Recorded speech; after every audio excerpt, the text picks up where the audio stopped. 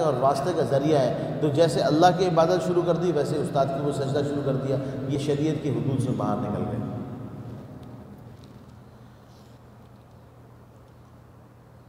اللہ اکبر کبیرہ۔ مشرکین بالجن کی مثال ایسے ہے جیسے عزا بت تھا، عزا تھا، عزا ایک درخت تھا۔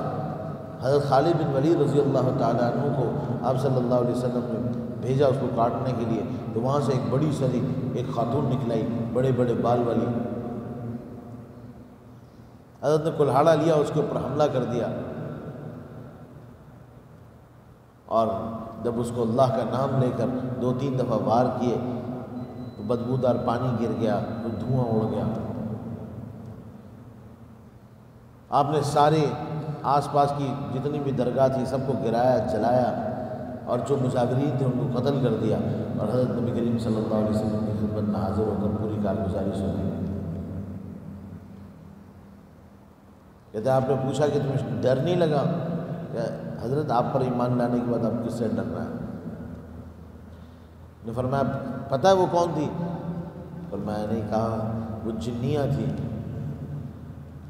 ادھر سے آواز آتی تھی، ہاں یہ کر لو، ہاں یہ نہیں کرو، ایسا کرو ویسا نہ کرو۔ شکر ہے ہمارے یہاں مزارات سے آوازیں نہیں آتی۔ اللہ اکبر کبیرہ۔ ہمارے یہاں بھی اس زمانے میں مشرکین بے عباد اللہ الصالحین بہت ہیں۔ بزرگوں کی قبروں پر جا کر بجائے اس کے کہ قبر والے کے لیے دعا کی جائے، کیونکہ قبر والا تو اس دنیا سے گزر چکا، اموات غیر احیاء، اللہ تعالیٰ فرماتے ہیں جو قبر میں چلا گیا وہ دنیا سے چلا گیا، موت ہے، زندہ نہیں ہے۔ اور یہ اسی مردے سے مانگ رہے ہیں۔ بے شک اللہ رب العزت کے نیک اور صالح بندے بہت قیمتی ہیں۔ ہم اللہ سے دعا کرتے ہیں اللہ ان کے فضل سے، اے اللہ ان کے عظیم مرتبے کے مقام کی وجہ سے اللہ ہماری یہ مشکل دور کرے۔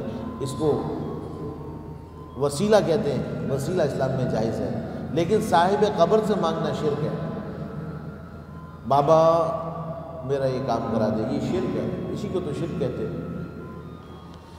سورہ فاتحہ میں فرمایا ایاک نعبد و ایاک نستعین، اے اللہ صرف آپ کی عبادت کرتے ہیں اور آپ سے ہی مدد مانگتے ہیں۔ ایاک نعبد، اے اللہ صرف اور صرف آپ کی عبادت کرتے ہیں، و ایاک نستعین، اور اے اللہ ہم صرف اور صرف آپ سے مدد مانگتے ہیں، آپ کے علاوہ کسی سے نہیں مانگتے۔ اللہ اکبر، اللہ کے علاوہ کسی اور کو پکارنا جائز نہیں ہے۔ دنیا کے اندر ما تحت الاسباب تو ایک انسان محتاج ہے دوسرے انسان کا، بھائی پانی دے دو، یہ دے دو، یہ تو اسباب کی دنیا ہے، تو ایسے ہی ہوگا۔ ما فوق الاسباب، یہیں سے بیٹھ کے پکار رہے ہیں، یہیں سے بیٹھ کے آوازیں دے رہے ہیں، یہی شرک ہے۔ ہم تو اللہ کے علاوہ اور کسی اور کو نہ پکارتے ہیں نہ کسی اور سے کو مدد طلب، نہ اللہ تعالیٰ کے علاوہ کسی اور کو ایسا مختار مانتے ہیں۔ بت تو ابراہیم علیہ السلام کا بھی رکھا ہوا تھا، اسماعیل علیہ السلام کا بھی رکھا ہوا تھا۔ نبی کریم صلی اللہ علیہ وسلم وفات سے چند روز قبل آپ بہت علیل تھے، بیمار تھے۔ حجرہ عائشہ میں حضرت ام المومنین عائشہ رضی اللہ تعالیٰ عنہ والا حجرہ گھر جو تھا اس میں آپ صلی اللہ علیہ وسلم آرام فرما رہے تھے، چہرہ اقدس تک چادر اوڑی ہوئی تھی۔ ارد گرد امہات المومنین بیٹھی تھی، وہ آپس میں بات چیت کرتے ہوئے کہنے لگی جب ہم حبشہ گئے تھے ہجرت کر کے تو ہم نے دیکھا وہاں کلیسا کے اندر بڑی بڑی تصویریں لگی ہوئی تھیں۔ آپ صلی اللہ علیہ وسلم نے چہرہ اقدس سے چادر ہٹائی اور آپ اٹھ کے بیٹھے اور فرمایا کانوا عبادا صالحین، یہ جن کی تصویریں دیکھی اللہ کے بڑے نیک لوگ تھے۔ اذا ماتوا بنوا علی قبورہم مسجدا، جب ان کا انتقال ہو گیا تو ان کی قبروں کو سجدہ گاہ بنا لیا گیا۔ اولئک شرار الخلق عند اللہ، یہ لوگ دنیا کے سب سے بدترین اور سب سے شریر ترین لوگ ہیں۔ جنہوں نے قبروں کو سجدہ گاہ بنا لیا، مزاروں پہ سجدہ شروع کر دیا، اولئک شرار الخلق عند اللہ۔ قبر کو تو کسی صورت سجدہ کرنا جائز نہیں ہے، قبر کو تعظیمی طور پر جھکنا جائز نہیں ہے، قبر کا بوسہ جائز نہیں ہے۔ موافقین و مخالفین، احمد رضا خان صاحب بریلوی خود اپنی کتابوں میں فتاوی افریقہ اور سب جگہ منع کرتے ہیں کہ قبر کے سامنے جھکا بھی نہ جائے، قبر کو سجدہ بھی نہ کیا جائے، قبر کا بوسہ بھی نہ لیا جائے۔ اللہ اکبر کبیرہ۔ اپنے من میں ڈوب کر پا جا سراغ زندگی، تو اگر میرا نہیں بنتا نہ بن اپنا تو بن۔ یہ جو اب شرک کیا جا رہا ہے قبروں کے ساتھ، یہ کسی نے بھی نہیں کہا۔ یہ جو اب عورتیں شرک کر رہی ہیں اور مرد شرک کرنا شروع ہو گئے قبروں کے ساتھ، ایسا کسی نے بھی نہیں کہا۔ لا حول ولا قوت الا باللہ۔ قبروں میں باقاعدہ سجدے کی جگہ بنی ہوتی ہے، سجدے کرتے ہیں قبروں کو۔ یہ دین تھوڑی ہے جو جناب نبی کریم صلی اللہ علیہ وسلم آئے۔ آپ صلی اللہ علیہ وسلم نے حضرت علی رضی اللہ تعالیٰ عنہ کو بخاری شریف جلد 2 میں ہے، آپ صلی اللہ علیہ وسلم نے حضرت علی کو بلایا اور فرمایا، یا علی ابعثک بما بعثنی اللہ بہ، اے علی تمہیں اس کام کے لیے بھیج رہا ہوں جس کے لیے مجھے اللہ تعالیٰ نے دنیا میں بھیجا۔ اللہ تترک قبرا مشرفا الا سویتہ، کوئی اونچی قبر نہیں چھوڑنا مگر اس کو زمین سے برابر کر دینا، اونچی قبر زمین سے برابر کر دو۔ ایک جگہ روایت میں آتا ہے جو قبر پکی کی جائے گی 40 سال تک اللہ کی رحمت کا قطرہ بھی نہیں آئے گا اس پر۔ اللہ اکبر کبیرہ، لا الہ الا اللہ۔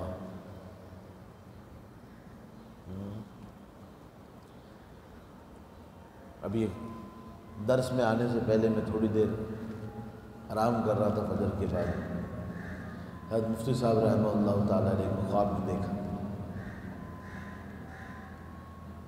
کافی طویل ملاقات رہی۔ جیسے میں نے دیکھا حضرت تشریف فرمائے اپنے دفتر میں، مفتی صاحب مجھے ایک حوالہ ایک چیز کا چاہیے تھا۔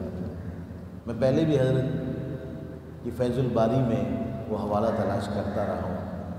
حضرت رحمہ اللہ کے پاس ایک نیلے رنگ کی فیروزی رنگ کی فیض الباری علامہ شاہ صاحب کشمیری رحمہ اللہ کی ہے۔ کافی دن ہو گئے تھے، میں بڑا مشوش تھا کہ حضرت کو خواب میں نہیں دیکھا۔ حضرت مفتی صاحب رحمہ اللہ اکثر خواب میں تشریف لاتے ہیں، تو ابھی درس میں آنے سے پہلے خواب دیکھا میں نے، اور میں نے حضرت کرسی پہ بیٹھے ہوئے، میں نے کہا حضرت ایک وہ والا حوالہ مجھے چاہیے۔ آپ نے فرمایا تھا فیض الباری میں، کہاں لاؤ فیض الباری لاؤ۔ تو بس فیض الباری جلد اول میں نے اٹھائی تھی کہ اتنے میں جو ہے وہ ہمارے قاری عبدالستار صاحب نے فون کر کے مجھے درس کے لیے بلا لیا۔ انشاءاللہ مل جائے گا حوالہ۔ اللہ اکبر کبیرہ۔ بہرحال خواب اچانک سے بیچ میں آ گیا، تو مشرکین بعباد اللہ الصالحین، اللہ کے نیک بندوں کے ساتھ شرک کرنے والے بن گئے۔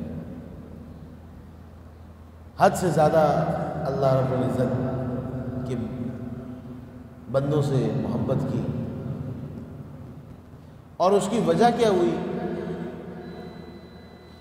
کیونکہ یہ لوگ یہ سمجھتے تھے، قرآن کریم میں اللہ رب العزت فرماتے ہیں کہ یہ لوگ کہتے تھے ہؤلاء شفعاؤنا عند اللہ، ہم ان کی عبادت اس لیے کرتے ہیں کہ یہ قیامت کے دن اللہ رب العزت کے ہاں ہماری سفارش کریں گے۔ شرک کی وجہ اس لیے شروع ہوئی، قرآن کریم میں یہ وجہ بھی بیان کی گئی کہ یہ لوگ یہ اللہ کے نیک بندوں سے سمجھتے ہیں کہ یہ شفاعت کر دیں گے، یہ چھڑا لیں گے ہمیں قیامت کے دن۔ آج بھی یہی نظریہ اور یہ عقیدہ رکھا جاتا ہے، اور یہ فلاں بزرگ ہیں، اور فلاں بزرگ شیخ عبد القادر جیلانی رحمہ اللہ کو تو درزی بھی بخشا گیا، اور اس نے کہا میں تو پیرانے پیر کا درزی ہو، تم کون ہو، اور فلاں بات، یہ باتیں بتائیں کس نے قبر کے اندر جو ہوئی ہیں۔ ابھی تک تو ایسا ٹرانسمیشن تیار نہیں ہوا کہ قبر میں ہونے والی باتیں باہر آ جائیں۔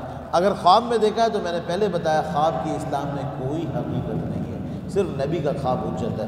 اس کے علاوہ آپ صلی اللہ علیہ وسلم نے فرمایا من رآنی فی المنام فقد رآنی، جس نے مجھے خواب میں دیکھا اس نے مجھے دیکھا۔ فإن الشیطان لا يتمثل بی، شیطان میری صورت اختیار نہیں کر سکتا۔ اس کے علاوہ شیطان کچھ بھی دکھا سکتا ہے، وہ کچھ بھی دکھا سکتا ہے، وہ کسی قسم کا ماحول بھی بتا سکتا ہے۔ ان وافق الشرع قبل و ان خالف ترک، اصول خواب کا، اگر شریعت کے مطابق ہے تو قبول، اور شریعت کے مخالف ہے تو مردود رد ہے۔ خواب کی حقیقت کوئی نہیں، کیونکہ نبی کریم صلی اللہ علیہ وسلم فرماتے ہیں انہو یجری کا مجری الدم، یہ شیطان تمہارے جسم میں ایسے چلتا ہے جیسے خون چلتا ہے، وہ کھڑے ہوئے انسان کو خیالات میں لے جاتا ہے۔ حدیث شریف میں آتا ہے کہ انسان نماز شروع کرتا ہے، ایک دم شیطان خیال ڈالنے آتا ہے، اذکر کذا، ارے اور فلاں چیز یاد کرو، پھر ایک دم ایک اور نئی چیز یاد دلا دیتا ہے، پھر ایک اور نئی چیز یاد دلا دیتا ہے۔ یہ کون ڈال رہا ہے؟ یہ شیطان ڈال رہا ہے۔ وہ کھڑے ہوئے صحیح سالم آدمی کے ذہن میں اور اس کے دل میں خیالات ڈالے جا رہا ہے۔ سوتے میں ڈالنا کون سا مشکل کام ہے اس کے لیے؟ یہ بہت اہم بات ہے، اگر یہ بات سمجھ میں آ جائے کہ خواب کی حقیقت شریعت میں کچھ بھی نہیں ہے۔ ہمارے یہاں پیروں فقیروں کی اور بہت سارے لوگوں کی دکانداری خواب پہ چلتی ہے۔ حکیم الامت رحمہ اللہ فرماتے ہیں نہ شبم نہ شب پرستن کے حدیث خواب گویم، میں کوئی رات والا نہیں ہوں اور راتوں والا کے کام والا نہیں ہوں میں کہ میں خواب سناتا رہوں، وہ ہو فلاں نے خواب دیکھا، سبحان اللہ حضرت صاحب نے یہ خواب دیکھا اور فلاں نے یہ خواب دیکھا اور خواب نے یہ بتایا، چلو اب شروع ہو گئے ہوئے کرنا ہے۔ فلاں نے خواب دیکھا، فلاں وہ ہمارے یہاں آج بھی وہ صفحے بٹتے ہیں کیا، وہ ایک آدمی تھا جس نے مدینہ منورہ میں خواب دیکھا اور اس نے کہا یہ پرچے بانٹ دو، اتنے پرچے بانٹ دو تو اتنا ملے گا اور اس کے اندر یہ ملے گا، اور نکلتا کیا، لاٹری نکلائی تھی اس کی، لا حول ولا قوت الا باللہ، لاٹری ویسی حلال نہیں ہے، اور نہیں ہوا، اور اس نے پرچے نہیں چھپائے تو اس کا بیٹا مر گیا اور اس کا ایکسیڈنٹ ہو گیا۔ اللہ رب العزت کی قدرت اور جلالت کو اور ہونے والے مستقبل کے فیصلوں کو خواب اور پرچوں کے ذریعے جو ہے نا وہ لگا دیا جاتا ہے، نعوذ باللہ من ذالک۔ کس قدر کچے عقیدے کے لوگ آ گئے۔ موسیٰ علیہ السلام قوم کو لے کر نکلے، سامنے دریائے دجلہ آ گیا،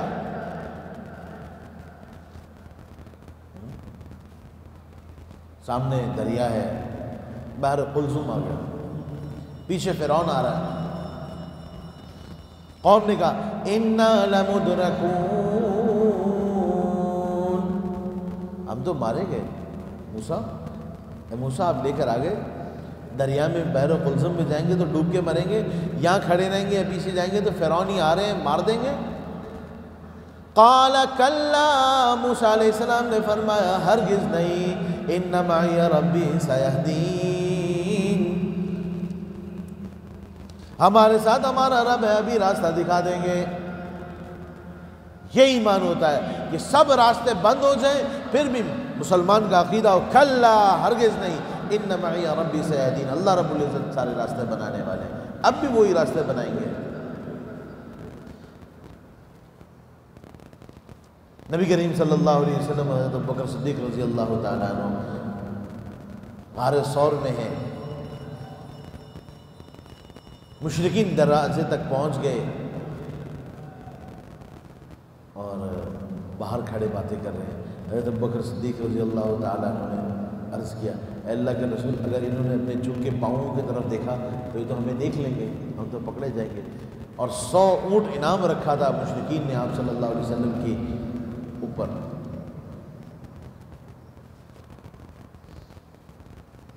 آپ صلی اللہ علیہ وسلم نے فرمایا کیوں پریشان ہوتے، ما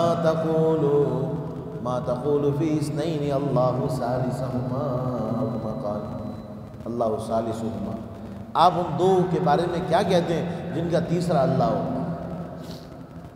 ثانی اثنین اذ ہما فی الغار اذ تقول لصاحبہ لا تحزن، جب آپ اپنے ساتھی سے کہہ رہے تھے غم مت کرو، ان اللہ معنا، اللہ تعالیٰ ہمارے ساتھ ہے، اور اللہ تعالیٰ ہر مشکل سے نکالیں گے، ہر بند گلی سے نکالیں گے۔ آپ صلی اللہ علیہ وسلم جا رہے ہیں، اسی سفر میں عرب کا ایک بڑا خطرناک نیزہ باز سراقہ ابن مالک آ گیا۔ سراقہ آیا، اس نے دیکھا آپ صلی اللہ علیہ وسلم کو۔ سراقہ بڑی دور علاقے کا رہنے والا تھا۔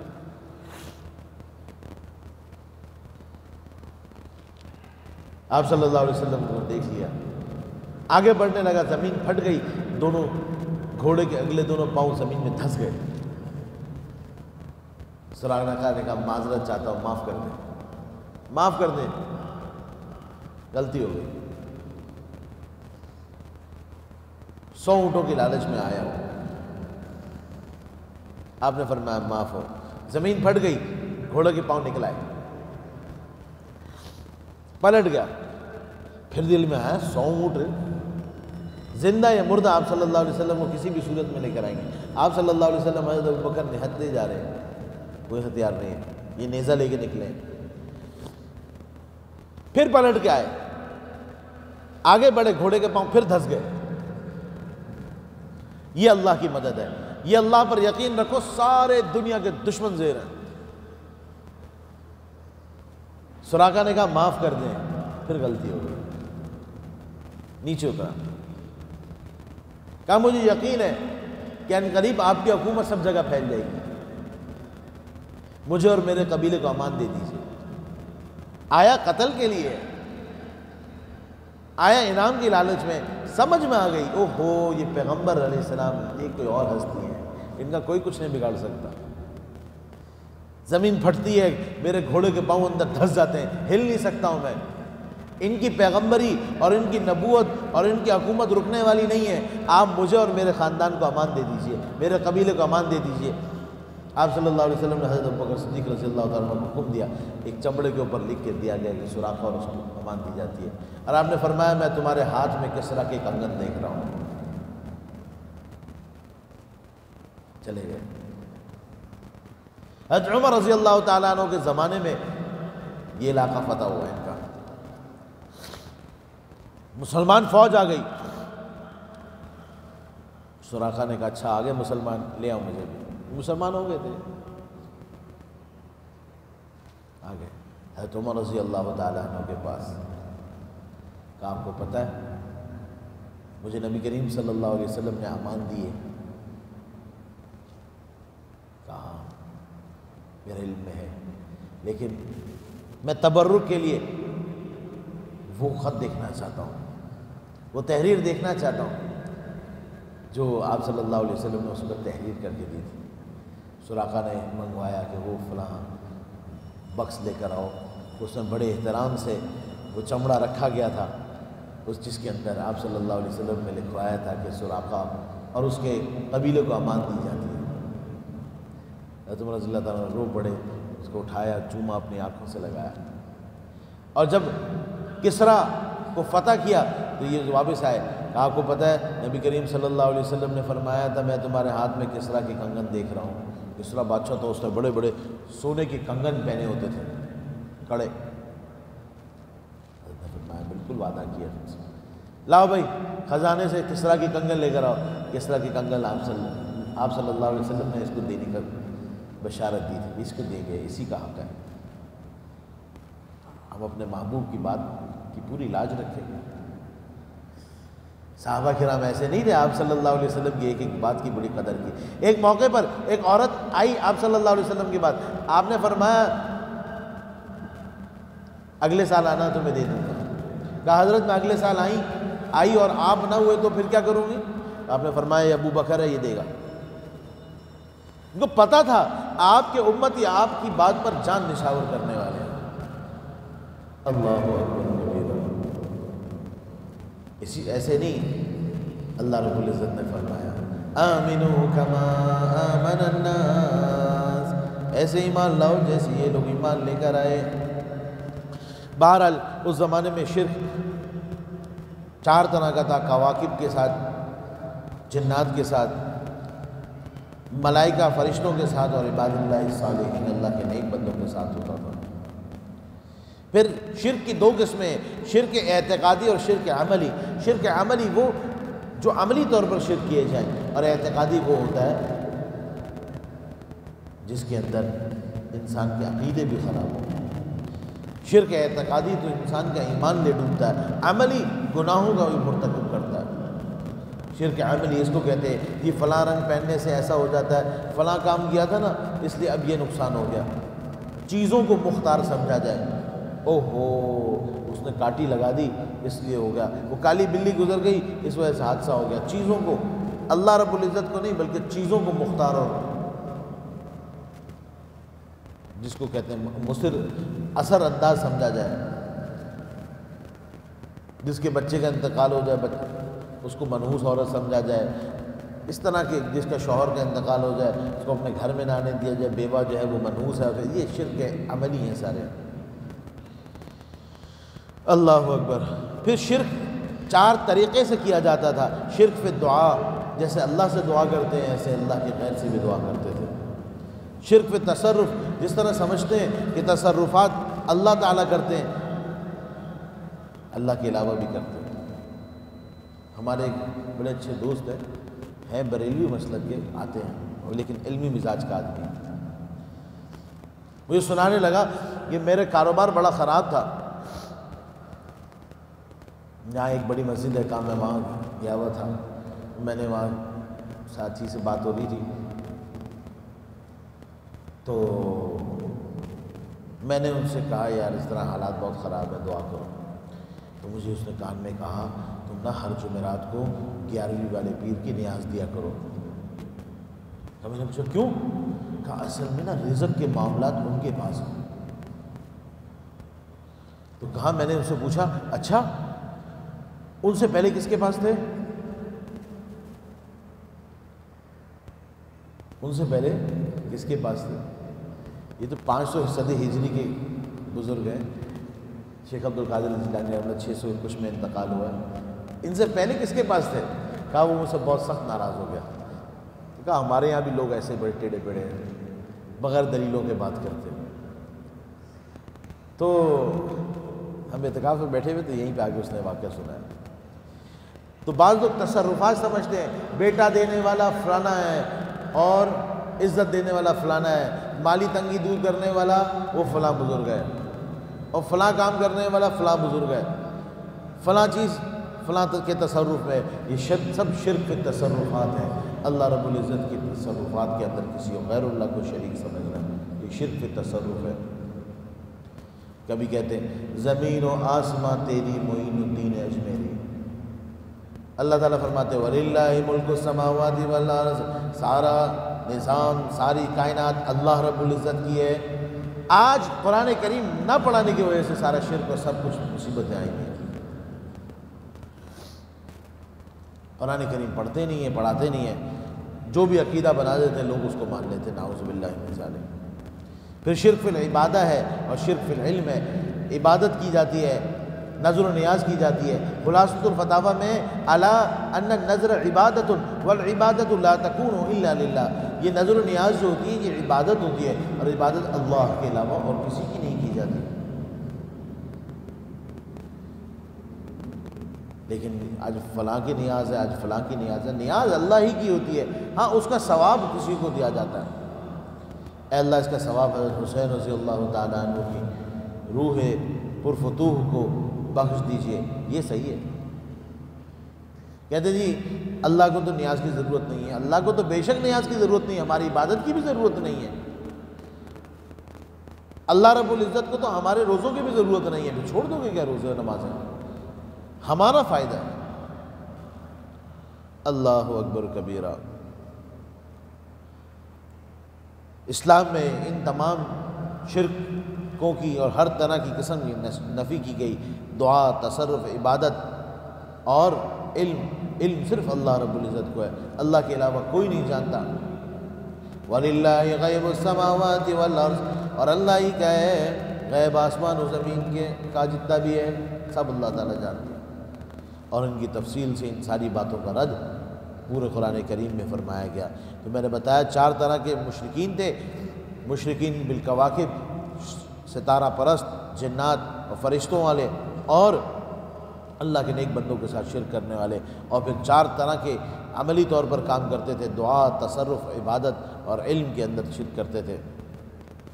قرآن کریم کا دعویٰ ذکر ہوا، دعویٰ جو ہے الدعوۃ الی اللہ ہے، واثبات التوحید وحدہ ورد الشرک بجمیع اقسامہا، اللہ کی طرف بلانا، توحید کو ثابت کرنا اور شرک کی ہر قسم کو نفی کرنا۔ کل انشاءاللہ العزیز قرآن کریم کے متعلق بات کریں گے، قرآن کریم کی اسامی اور اعوذ باللہ اور بسم اللہ، تعوذ و تسمیہ اور سورہ فاتحہ انشاءاللہ اللہ کے حکم سے کل ہی شروع کریں گے، اور انشاءاللہ مقدمے کی تقریباً تفصیلات ہم نے اختصار کے ساتھ مکمل کر لی ہیں، اور اب ہم انشاءاللہ کل سے سورہ فاتحہ اللہ کی مدد و نصرت سے شروع کریں گے۔ وبہذا القدر نکتفی اليوم وللہ الحمد اولا وآخرا، نستغفرک اللہم ونسألک السلام علی لا الہ الا اللہ وحدہ لا شریک لہ، لہ الملک ولہ الحمد وهو على كل شيء قدیر۔ ربنا لا تزغ قلوبنا بعد إذ هديتنا وهب لنا من لدنك رحمة إنك أنت الوهاب، یا مقلب القلوب ثبت قلوبنا على دینک، یا مصرف القلوب ثبت قلوبنا على طاعتک۔ اے اللہ درس اپنے رضا کے لیے قبول فرما لیجیے۔ الہ العالمین ہمیں قرآن کریم سیکھنے، سمجھنے، عمل کرنے، اور اے اللہ اس کو اپنی زندگی میں لانے کی توفیق نصیب فرما دیجیے۔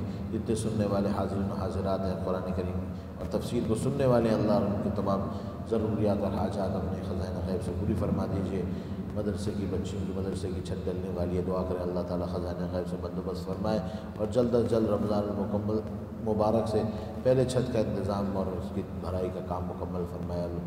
اللہ رب العزت اپنی خصوصی مدد و نصرت فرمائے، اور آگے بھی دین کی مشاعل اور مشاغل جاری رکھنے کی توفیق نصیب فرمائے۔ وصلی اللہ تعالیٰ علی خیر خلق محمد وعلی آلہ وصحبہ اجمعین۔